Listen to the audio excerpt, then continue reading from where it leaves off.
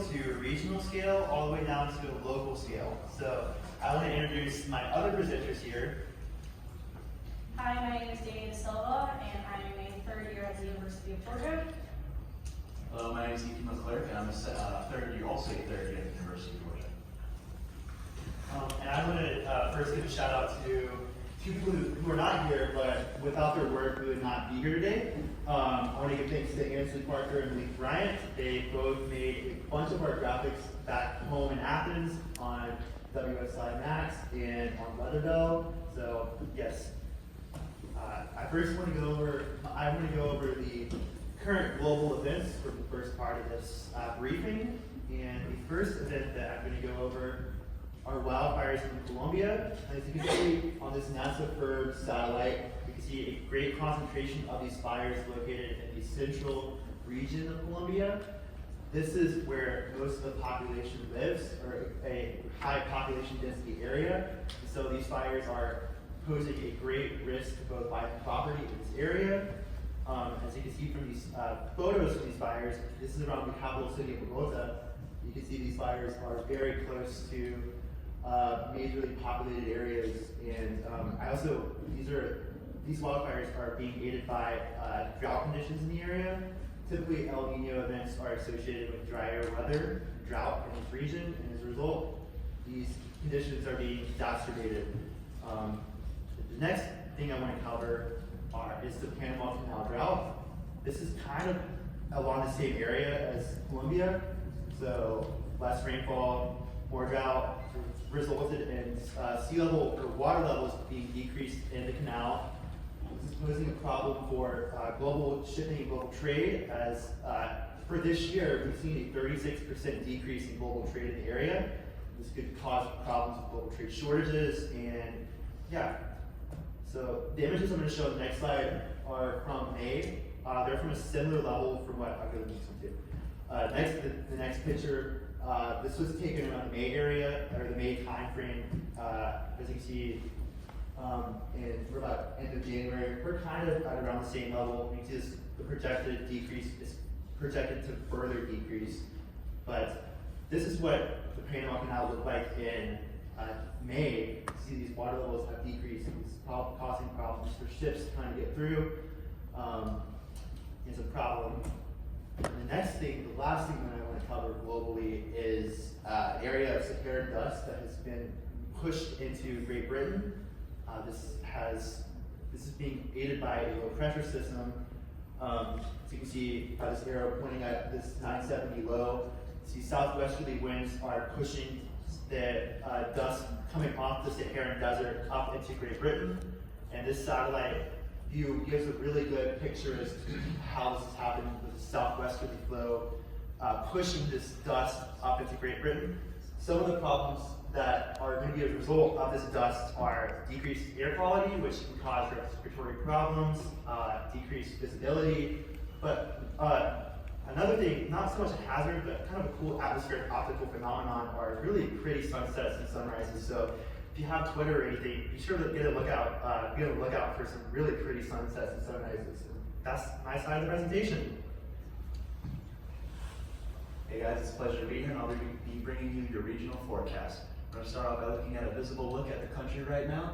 As you can see, there's some general cloudiness in the northeast, staying clear for the southeast, and generally clear for much of the center of the country, with a big system whipping up in the Pacific Northwest, and I'll talk about that in just a second here. As we can see on the goes west, we can really see that system starting to move closer to the coast, and this is going to be bringing some heavy rain and clouds in the next few days. Taking a look at our current synoptic situation, we can see that low hanging out in the Great Lakes, bringing that cold front closer to the northeast and bringing all those clouds along with it. I know it's pretty cold today, so that cloudiness is expected to stick around. And generally high pressure for much of the center and southeastern part of the country, as well as a stationary front off the coast of the Pacific Northwest that won't be stationary for much longer and will be advancing onto the coast. Now, taking a look at water vapor imagery, we can see a long wave across the center of the country right there, between the gradient of the blue and the yellow. And also we can see an embedded short wave right to the north of it, right there in Missouri and Iowa.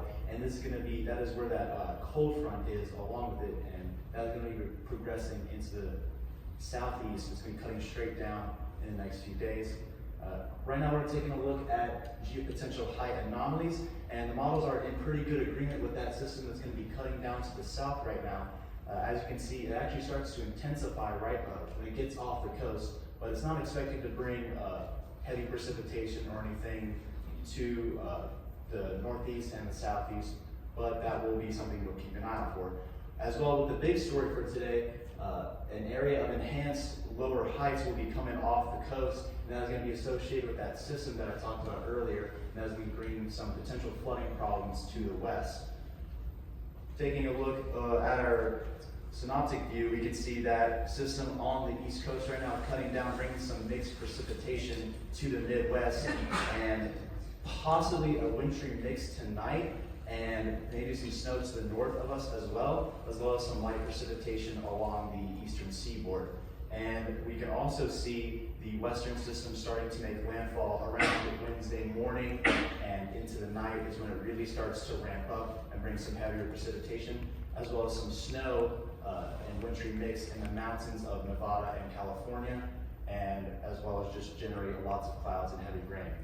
Now, taking a look at our flooding, or excessive rain guidance and QPF models, this is day one, and you see not much going on right now, but as we get into day two, we can see Northern California have lots of rain right there, and the WPC NOAA has issued a slight and marginal excessive rain outlook for that area.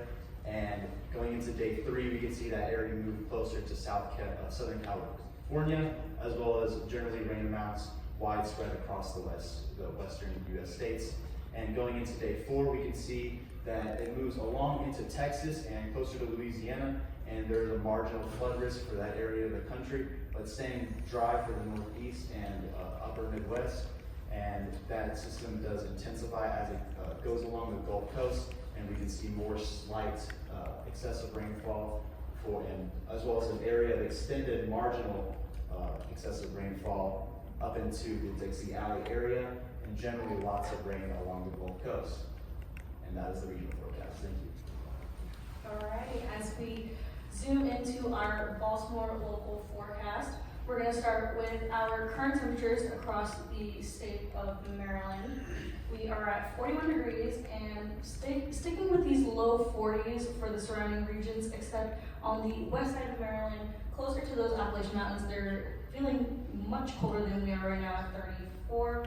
If we look at our current temperatures, we are at 41 degrees, and taking these 5 by 5 minute intervals with ASOS, we can see a slight shift in the wind. Earlier we were coming out of the east, shifting slightly east-southeast due to that short wave and that system that is coming our way. We're having some overcast above us right now, and as we look into our temperatures tonight, ASOS did record 38 degrees, but we can definitely see for most of the hour we did hit 37. So we're gonna keep that in mind as we look into our load tonight. The big question that most of us, especially us coming out of Georgia, is are we gonna even be able to build a snowman? Oh, my snowman didn't, my Olaf didn't move to the other side. Well, it is supposed to be on the left side. But we're gonna take a look at the composite reflectivity with the NAM off of Weather Bell, and we can see that much of this precipitation is going to be hitting the west side of Maryland, not much towards us, but we're going to do that into comparison with the HER having a higher resolution on this, and we see much less of that, so there's a very, very slight chance of seeing those flurries sticking tonight. For the meteorograms off the Weather Bell, they're aiming at tonight being a low of 35 and tomorrow a high of 47. We may go slightly warmer than that, especially with those clouds and the cloud cover sticking around. Probably won't be able to drop as low as they're expecting. Looking at our next 12 hours for Baltimore, we're not seeing much precipitation, but a slight chance over the overnight hours. If expected, we're going down to a low of 41, sticking mostly around 40. So we're definitely going to be looking at winds coming from the southeast, still with that cloud cover over us with a low of 40, expecting a high of 40 tomorrow as we still see those clouds coming by, might not be able to build that snow in. Looking at our 4-day forecast, we have a high of, high of 48, warming back up towards this weekend, but what I did want to mention is that as we're coming to a close on our conference, for anybody that is flying out, conditions are mainly clear and good, but we did want to make aware for those that are in within the Kentucky to the Great Lakes region. I would definitely just keep a lookout on your flight status as you're leaving and departing for the conference. So we wanted to thank you from the University of Georgia for AMS and the time that we've had here. Our QR code will bring you to our local weather station back in Athens, the Weather Dogs, where a student-led organization runs our forecast every single day. So we would like to make sure that that was available for everybody. Well, thank you.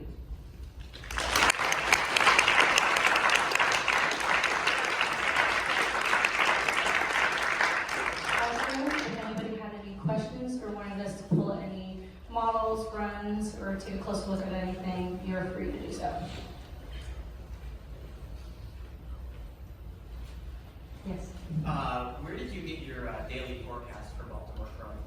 So we take them from our map software back at the weather station, back at home. So they were uploaded.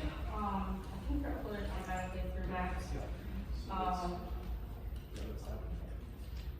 IBM. So IBM.